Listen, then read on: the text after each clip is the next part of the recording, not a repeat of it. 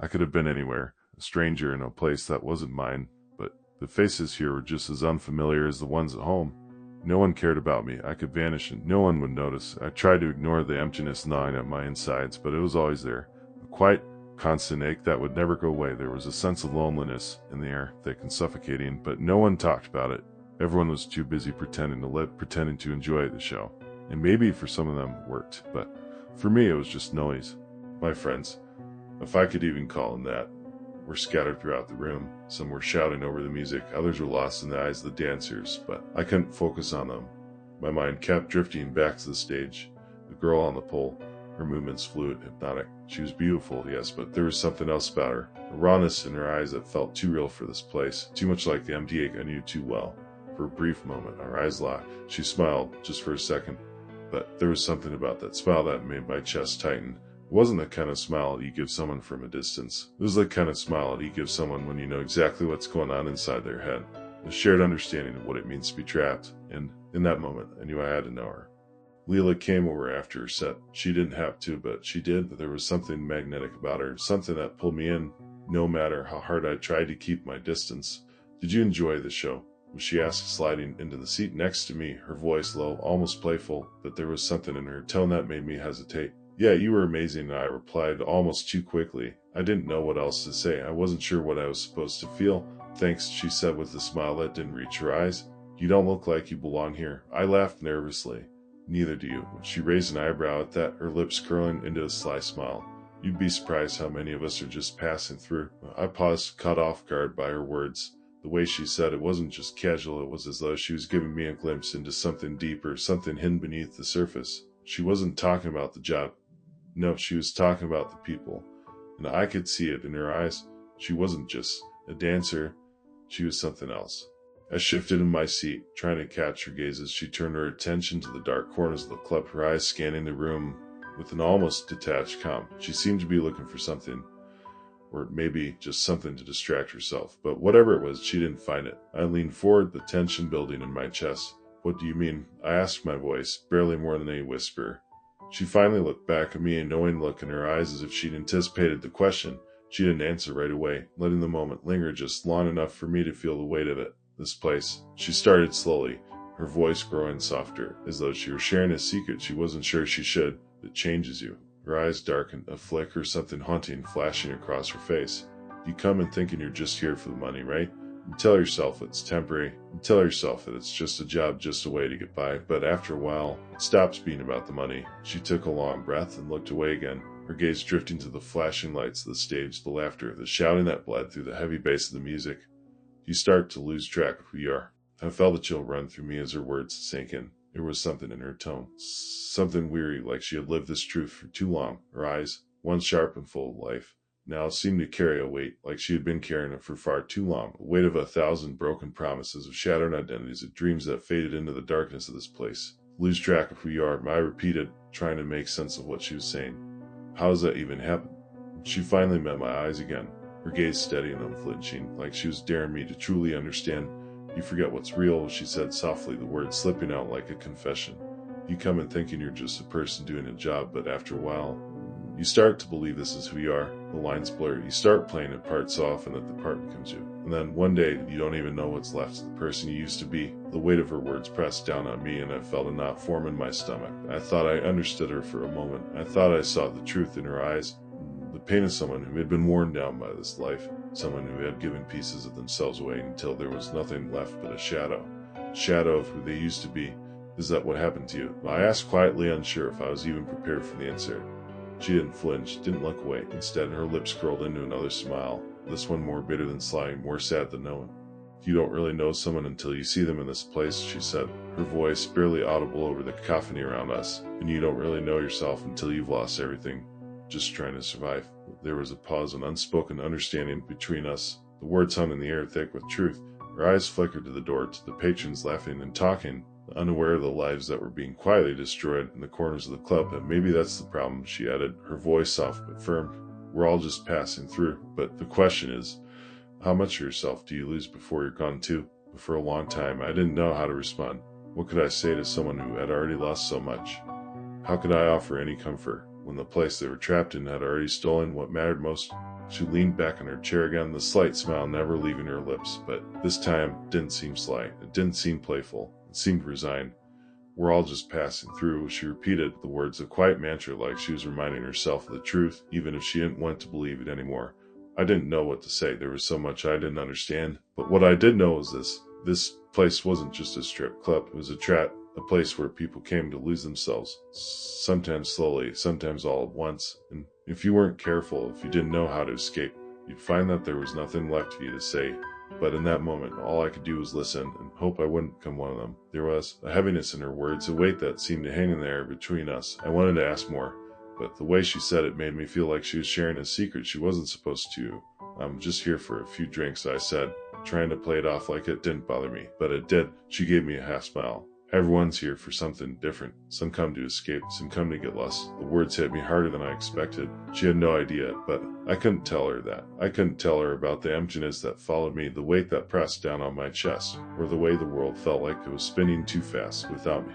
Over the next few weeks, Leela and I talked more. First, it was casual, small talk, just getting to know each other. I learned about her favorite books, the music she liked, and her quirky sense of humor that had a way of pulling me in.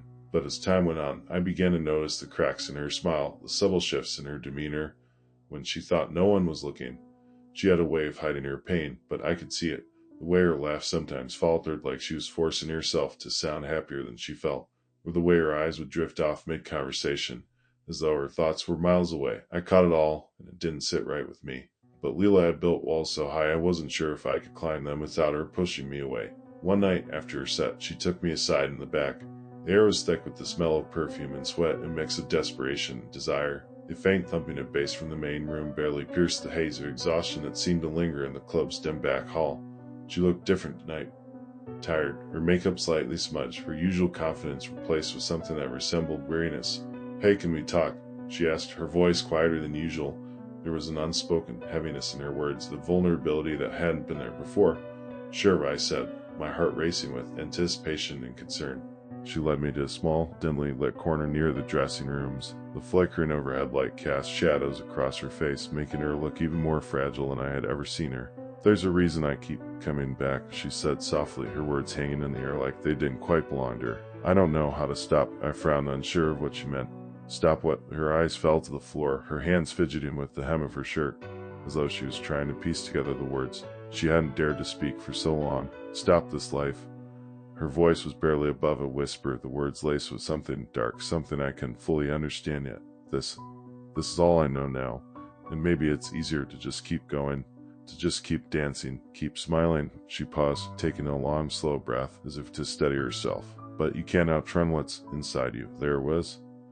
The crack I'd been sensing all along, the words that finally spilled out, the ones that tore down the walls she'd so carefully built around herself. For the first time I saw her vulnerability raw and unguarded, and it hit me harder than I expected. Her eyes, usually so sharp and calculating, were now distant, like she was staring at something beyond the club, something far away, maybe even beyond her own reach. In that moment, she wasn't the confident, untouchable dancer I'd seen on stage. She wasn't the woman who knew how to make every man in the room feel like they were the center of her universe. This was someone unraveling piece by piece, and that I could see it happening right in front of me. I stepped a little closer, unsure of what to say, but feeling the weight of the moment. "You don't have to stay," I said, my voice quieter than I intended. I wasn't sure if I was trying to convince her or myself. "You can leave if you want to. You don't have to live this life." She shook her head, a bittersweet smile returning to her lips, but it wasn't the same smile I had seen before. It was hollow, like it had lost its meaning. "We all stayed," she murmured, "because it's easier to stay than to leave." The words hung in the air, heavy and undeniable.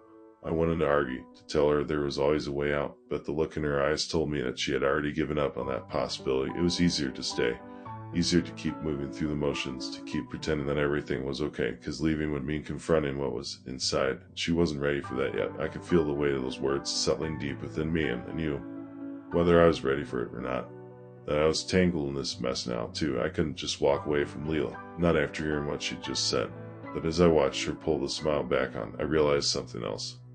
That I wasn't the only one who had been fooling myself. This life at this club had a hold on her, and no matter how much she wanted to leave, it would never be as easy as walking away. It would take everything, more than she might be willing to give, to truly escape. And for the first time, I wasn't sure I could save her. A few nights later, Leela came to my table again. but this time something was different. Her eyes were darker, her movements sharper like a coiled spring about to snap. There was an uneasy stir that I couldn't shake, a tension in the way she held herself, like she knew something was coming. I felt it too, a weight in the air that made the hairs on the back of my neck stand up. She leaned in close, her voice low and almost urgent. "I need you to come with me," she said, her eyes flickering nervously around the room. Now, the days blurred together after that night. I couldn't shake the feeling that something was off. Leela had been acting strangely, more tense, more withdrawn. But every time I tried to ask her what was going on, she'd brush me off with a smile that didn't quite reach her eyes. The club felt different, too. The air thick with unease, the music louder, as if it were trying to drown out the whispered danger that was creeping closer with each passing moment. I couldn't ignore it anymore. I had to know the truth. One night, after her shift, I followed her outside. The usual chatter from the club was a distant behind us, swallowed by the shadows. Leela didn't seem to notice me trailing behind her, her footsteps quick and determined, as though she had somewhere to be. I called her name, "Leela." She stopped but didn't turn around. "What is it?" I stepped closer, my heart pounding. "You've been acting weird. Something's going on, and I need to know what it is." Leela's shoulders stiffened. She still didn't look at me. "It's nothing," she said, her voice too steady. "I'm just tired, that's all." Leela flinched when she saw them. She took a step back, her breath catching in her throat. I didn't know who they were, but I knew enough to see the danger in their eyes. I stepped in front of Leela instinctively. "What do you want from her?" The tall man smirked. "Stay out of this." "Kid," he said, his voice rough like gravel grinding underfoot. "This is none of your business." But it was my business. I couldn't just stand there and watch, not after everything Leela had shared with me. She wasn't just a dancer. I knew that now. She was in trouble, and I wasn't going to let her face it alone. "I'm making it my business," I said, my voice shaking but determined. "Whatever she owes, I'll pay it. Just leave her alone." The man's smirk faded, replaced by a cold, calculating look. "Do you think you can fix this with money? You don't know who you're dealing with." "I don't care who you are," I shot back. "You'll get your money. Just let her go." Leela grabbed my arm, pulling me back. "No," she whispered urgently. "You don't understand. You can't fix this. You don't know what they'll do." But I wasn't listening. I was already pulling my wallet out, counting what little cash I had. The tall man stared at me for a long moment, as if weighing something in his mind. Then he shook his head, his lips curling into a sneer. I tried calling Leela over and over, but there was no answer. Panic clawed at my chest. I tried texting her, but there was still nothing. My mind raced with what I'd seen, with the way the men had grabbed her, with the look in her eyes when she pleaded for me to leave. I knew that I had made a mistake, but it was too late. Later that night, the news spread. Leela was dead. The gang had made sure of it. I didn't understand at first.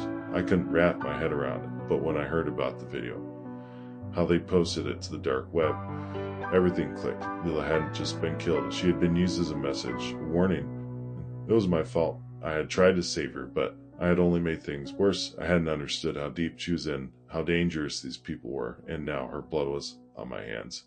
The video made its rounds quickly. Her final moments, her face twisted in fear as she begged for mercy, were broadcast to the darkest corners of the internet. There was nothing I could do to stop it. The shame, the guilt ate me alive. I could never take back what had happened. I could never undo the mistake of trying to intervene when I didn't understand the consequences. The darkness that had taken Leela from me had also taken part of me, and now I was left with nothing but the weight of my own failure. And every time I closed my eyes, I saw her face, silent, distant, and I could never forget how I had watched, helpless as the world took her away. I realized one thing: no matter how far you run, the shadows always follow.